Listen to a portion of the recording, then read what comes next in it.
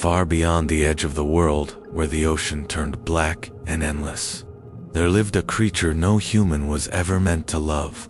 She was beautiful in a way that stayed in the soul forever, yet loving her was the most dangerous thing anyone could ever do, because the ocean gives life and the ocean takes it away. And this is the story of a mermaid who broke the oldest law of the sea for love.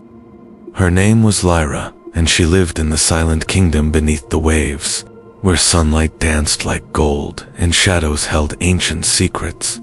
And her hair flowed like silver, and her eyes glowed like moonlight, and her voice could calm storms or summon them. Yet she was different from the others, because while the other mermaids feared humans, Lyra was curious, and every night she swam to the surface and watched their ships and their laughter and their love, and deep in her heart she felt alone. One night a violent storm tore across the ocean, and lightning split the sky, and a human ship was destroyed by the raging waves. And among the chaos, Lyra saw a young man trying to save others instead of himself, and when a massive wave shattered the ship, he fell into the dark water and began to sink. And Lyra knew the law that she must never save a human, yet she saw bravery and kindness in him, and she chose to break the law. And she swam faster than ever before and carried him to the shore and laid him gently on the sand. And in that moment, something inside her changed forever. The young man survived, and his name was Adrian, and night after night, he returned to the shore.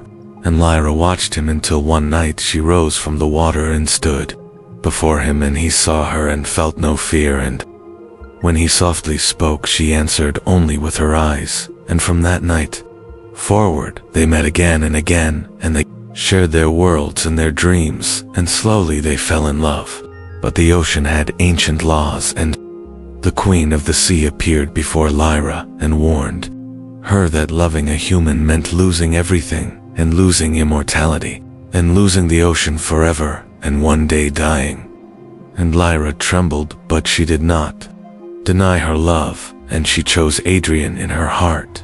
When Lyra told Adrian the truth, he was filled with pain and begged her not to give up everything for him. But she told him she had already chosen, and their love became both beautiful and tragic.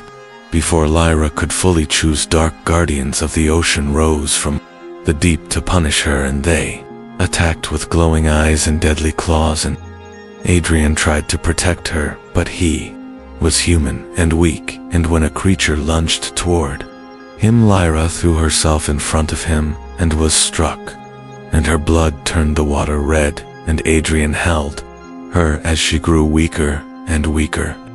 The queen appeared again and gave Lyra one final choice: to forget Adrian and live forever, or choose love and become mortal. And Lyra looked at Adrian and saw his tears and understood that forever meant nothing without love, and she softly chose him.